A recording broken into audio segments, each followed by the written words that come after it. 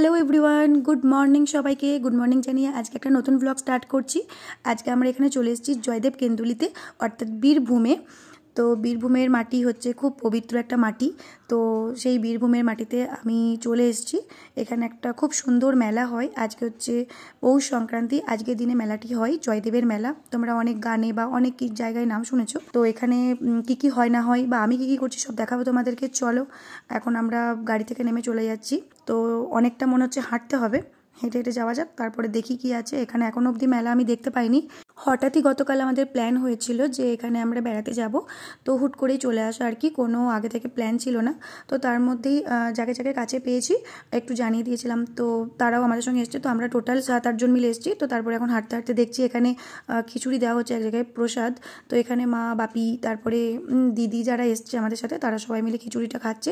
আমি যদিও খাই না, আমি দাঁড়িয়ে আছি পাশে। তো তারপরে এখানে একটা বাগানে এলাম, একটা রিসর্ট টাইপের আছে এখানে। তো এখানে দেখছি ওই রিসর্টের সামনে বাগানটাই অনেক ফুল লাগানো আছে। রিসর্ট বলা যায় না, সরি, একটা আশ্রম টাইপের রয়েছে। তো তারপরে ওর সামনে দেখছি অনেক ফুল টুল লাগানো রয়েছে, বেশ সুন্দর ফুল ফুটে রয়েছে। আর শীতকালের দিন তো চারিদিকে তো নানা রকম ফুল হবেই। আর তার মধ্যে দেখো এই লাল ফুলটা কি টকটক করছে, কি ভালো লাগলো ফুলগুলো দেখতে, বিভিন্ন রং বেরঙের ফুল। এখানে দেখছি এই ছোট ছোট টবের মধ্যেও এই চন্দ্রমল্লিকা বা বিভিন্ন রকমের ফুলগুলো এত সুন্দরভাবে হয়েছে, এবং কত কত ফুল হয়েছে দেখো। আমাদের ছাদে লাগালে কিন্তু এত সুন্দর ফুল হয় না, এত যত্ন করি তাও হয় না। জয়দেবের মেলায় এখন আমরা প্রবেশ করিনি একদম মেলার মধ্যে, তার আগেই দেখলাম বিভিন্ন জায়গায় খিচুড়ি প্রসাদ বিতরণ করা হচ্ছে। তো তোমরা যারা বাড়ি থেকে টিফিন আনবে না, এখানে কিন্তু সেইভাবে কোনো দোকানপাটি নেই যে তোমরা টিফিন খেতে পারবে।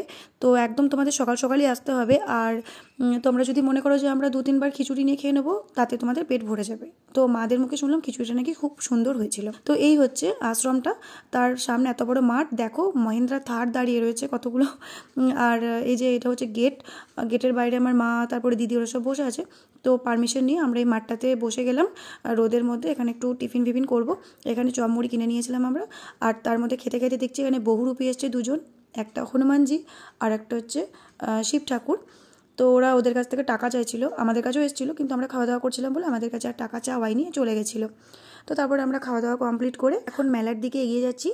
আর ইচ্ছে আছে যে জয়দেবের যে মন্দিরটা সেটাও দেখব। তো শুনেছি প্রচুর ভিড় হয়, জানি না, দেখা যাক কীরকম। আর দেখো এই বটগাছটা কত ঝুড়ি নেমেছে, পাশ দিয়েই যেতে হচ্ছে। তো ঝুড়িগুলোকে টপকে টপকে চলে যাচ্ছি।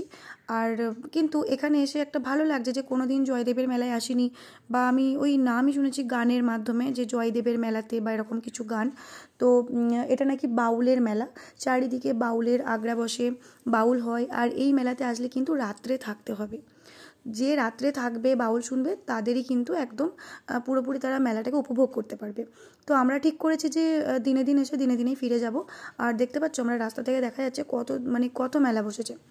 তো এইদিকে দেখছি একটা মন্দির মতন রয়েছে, তো এদিকে আমরা নেমে যাব। তো ভাবছি যে জয়দেবের মন্দিরটা একবার দেখে আসি। শুনলাম মানুষজনকে জিজ্ঞেস করে যে এইটা দিয়ে নামতে হয়। তো সেই কারণে আমরা এটা দিয়ে এখন চলে যাব, জয়দেবের মন্দিরটাকে দর্শন করব, কি ঠাকুর আছে দেখব। আর দেখো কত দূর অবধি প্যান্ডেলের মেলার যে দোকান, সেই মাথাগুলো দেখা যাচ্ছে। তো যাই হোক, তো আমরা এখন মন্দিরের দিকে এগিয়ে যাচ্ছি। আর এখানে দেখো পুলিশের ফোর্স দাঁড়িয়ে আছে, কারণ এখানে এতটাই ভিড় না। আমরা এই যে যাচ্ছি, আমি তো মিউট করে দিয়েছি, কিন্তু একদম পুরো কন্টিনিউয়াসলি অ্যানাউন্স করা হচ্ছে যে অমুকের মা হারিয়ে গেছে, এখানে আছে, অমুকের ছেলে হারিয়ে গেছে, এখানে আছে, এসে নিয়ে যান, এরকম একটা অ্যানাউন্সমেন্ট হচ্ছে। এই মেলাতে যদি কেউ মনে করে কারোর বাচ্চা চুরি করবে বা কারোর মোবাইল চুরি করবে, একদম তাদের ক্ষেত্রে একদম ইজি। এত ভিড় আমি কোনো মেলায় দেখিনি। আমি বোলপুর শান্তিনিকেতনের মেলায় গেছি, বাট এতটা পরিমাণ ভিড় আমি দেখিনি। আর সত্যি বলতে পিষে দেওয়ার মতো। আর মাকে নিয়ে এসে আমরা মহাবিপদে পড়ে গেছি। একজন অসুস্থ মানুষ, যদিও আমার মা সুস্থ হয়ে গেছে, কিন্তু তবুও এই ভিড়ের মধ্যে মাকে আনাটা উচিত হয়নি হয়তো আমাদের। তো ঠেলাঠেলি হচ্ছে প্রচণ্ড, মাকে প্রচুরভাবে আগলে রাখতে হচ্ছিল। তারপরে দেখলাম 2-3টে লাইন হয়েছে মন্দিরের ভেতরে প্রবেশ করার জন্য। তো আমরাও যথারীতি একটা লাইনে দাঁড়িয়ে পড়লাম। তো দেখি কখন লাইন এগোয়। তো মনে হচ্ছে এখানেই আমাদের টাইমটা একদম পুরো পেরিয়ে যাবে, মেলায় ঘুরতেই পারবো না, কারণ অনেকটা ভিড় ছিল আর অনেক লাইন ছিল, 2-3টে পুরো লাইন ছিল। তো আমাদের লাইনটা একটু কমই ছিল। আর দেখো এদিকে কত বড় লাইন হয়েছে। তো লাইনে দাঁড়ানো অবস্থায় এমন ঠেলা খেলাম আমি, তো মাকে নিয়ে প্রায় পড়েই যাচ্ছিলাম। তো সেই কারণে আমি বললাম আমি মাকে নিয়ে এক সাইডে দাঁড়াচ্ছি, তোমরা সবাই মিলে একটু ঘুরে এসো, মন্দির দেখতে পাও নাকি দেখো, যদি না পাও চলে আসবে, বেশি ভিড়ে যাওয়ার দরকার নেই। তো আমি মাকে নিয়ে বাইরে দাঁড়িয়েছিলাম। তো ওরাও আর দেখতে পাইনি বললো। তো তারপরে ওরাও দেখি চলে আসছে এই যে হাত দেখালো বাপি, ওরা চলে আসছে, মন্দিরের ভেতরে প্রবেশ করতে পারেনি। তো এখানে যে কত বাচ্চা হারিয়ে যাচ্ছে, কত বড় মানুষও হারিয়ে যাচ্ছে, কন্টিনিউয়াসলি অ্যানাউন্স হচ্ছে। আর এখানে দেখো, এখানে কীর্তন হচ্ছিল একটা আসরে, তো আমরা এখানে একটু দাঁড়িয়ে দাঁড়িয়ে দেখলাম। আর এই যে দিদি, এই দিদি একটু ছবি তুললাম, আমি বলে একটু ছবি তুলে দিতে, ছবি তুলে দিলাম। তো তোমরা কিন্তু এখানে চাইলেই যে কোনো আসরে বসে বাউল বা কীর্তন শুনতে পারো। মানে আমি যেটা বুঝলাম এখানে এসে, যে সারা দিন এখানে কীর্তন হয় প্রত্যেকটা আসরে, কোনো মহিলা কোনো পুরুষ যে হোক, যে এক একজন এক একটা আসরে কীর্তন করে, আর রাতের দিকে হয় বাউল। তো এই আসরেও বেশ অনেকজন মানুষজন ছিল। তো মানে অনেক আসর, তো কত মানুষ আর কত জায়গায় দেখবে, কিন্তু তাতেও প্রচুর ভিড়। তোমরা চাইলে এই আসরগুলোর মধ্যে রেস্টও করতে পারবে। তো আমাদের আর রাতে থাকার প্ল্যান ছিল না, তো সেই কারণে চলে যাব। তো তারপর এখন আমরা মেলায় প্রবেশ করছি। একটু নিচের দিকে নামতে হবে রাস্তা দিয়ে। তো তোমরা যারা এসছো তারা জানো যে কত বড় মেলা হয়, মানে একটা দিনে দেখে শেষ করা যায় না। তোমরা যারা জয়দেবের মেলায় আসতে চাও তাদেরকে বলে রাখি, প্রথমে তোমরা বীরভূম আসবে। বীরভূমেই একটা জায়গার নাম হচ্ছে জয়দেব। তো সেখানে তোমরা গাড়ি করেও চলে যেতে পারো, বা এমনি ট্রেনে করেও বা বাসে করেও যাওয়া আসার ব্যবস্থা আছে, তোমরা চলে যেতে পারো। তো এমন কিছু খরচা নয়। আর তারপরে তোমরা রাতে থাকতেও পারবে ওখানেই, কিন্তু প্রত্যেকটা আসরে ফ্রিতে খাবার দেওয়া হয়, ভোগ প্রসাদ। আর তারপরে দেখো এখানে প্রচুর বড় মেলা, আর এখানে দেখো রেস্টুরেন্ট রয়েছে, তারপরে মানে অনেক অনেক দোকান রয়েছে, মানে কোন দোকানটাই মেলায় নেই। এমনকি আমি কোনো মেলাতে সোয়েটার বা জামা কাপড় বিক্রি হতে দেখিনি, তো এই মেলাতে দেখছি সোয়েটার, জামা কাপড় থেকে শুরু করে ব্যাগ, তারপরে মানে নাইটি থেকে শুরু করে সমস্ত কিছু বিক্রি হচ্ছে। এবং প্রত্যেকটা দোকানে কিন্তু হরেক মাল লেখা রয়েছে, হয় হরেক মাল 10 টাকা, নয় 5 টাকা, নয়তো 15 টাকা, 40 টাকা, আর 120 টাকা। মেলায় আসা মানেই সবারই জিনিস কেনা, কিন্তু এখানে আমার কেনার মতো কিছু ছিল না। তো সেই কারণে আমি একা একা দাঁড়িয়ে দাঁড়িয়ে বোর হচ্ছিলাম, কারণ যারা আমার সাথে এসছে তারা সবাই জিনিস কিনতে ব্যস্ত।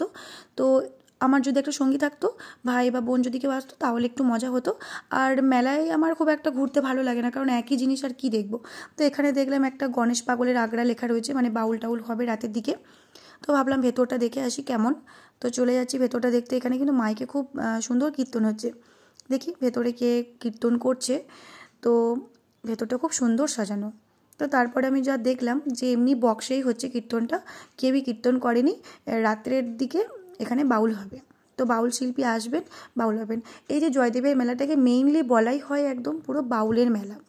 আর এখানেও দেখলাম একটা আসরে কীর্তন হচ্ছে, অনেক মানুষজন শুনছেন, কেউ শুয়ে রেস্ট নিচ্ছেন, বেশ দেখে ভালো লাগলো। তো একটা অন্যরকম মেলা দেখলাম, এরকম মেলা আমি এর আগে দেখিনি। তো পৌষ সংক্রান্তির দিন একটা, মানে 3 দিন হয় এই মেলাটা। তো পৌষ সংক্রান্তির দিন হচ্ছে মেন মেলা। তো পৌষ সংক্রান্তির আগের দিন হয় আর পয়লা মাঘ হয়। তোমরা চাইলে 3 দিনের মধ্যে যে কোনো একদিন আসতে পারো, তবে পৌষ সংক্রান্তির আগের দিন এলে সেরকম কিছু দেখার থাকে না। তারপরে এই যে কীর্তনের আসরটা, এখান থেকে আমাদের হাত ধরে ডেকে নিয়ে গেল প্রসাদ খাওয়ানোর জন্য। মানে প্রত্যেকটা আগ্রাতে প্রত্যেকটা আসরে ফ্রিতে প্রসাদ খাওয়ানো হয়, ভাত বা খিচুড়ি, যে যেমন খেতে চাইবে। তো আমরা যে আসরটাই খেতে বসলাম সেই আসরটাই কিন্তু ভাত দেওয়া হচ্ছিল না, খিচুড়ি দেওয়া হচ্ছিলো। তো আমরা প্রথমে ভেবেছিলাম যে খিচুড়ি দেওয়া হয় সব জায়গায়, তো আমি তো খিচুড়ি খেতে ভালোবাসি না, কিন্তু তবুও বসেছি আর খিদেও পেয়ে গেছে, তো সেই কারণে একটু মুখে দিলাম। আর সত্যি কথা বলতে, হয়তো বলতে নেই প্রসাদ, কিন্তু মানে খুব একটা আমার টেস্টি লাগেনি, তো ওই খেতে হয়, খেলাম। তারপরে আমরা ওখান থেকে বেরিয়ে যাচ্ছি, কারণ আর থাকার মানে এনার্জি নেই, সারা দিন ঘুরে ফেলেছি। এখান থেকে যাব একটা অন্য জায়গায়, কারণ মানে সারাদিন জয়দেবের মেলায় ঘুরলাম, মজা করলাম, খাওয়া দাওয়া হলো। তো তারপর এখান থেকে আমরা গাড়ি করে বেরিয়ে যাচ্ছি অন্য জায়গায়। তো কোথায় যাচ্ছি সেটা আমি পরের ব্লগে আপলোড করব, সঙ্গে থেকো, খুব ইন্টারেস্টিং একটা ব্লগ আসতে চলেছে। তো চলো এখনকার মতো টাটা, সবাই ভালো থেকো, বাই।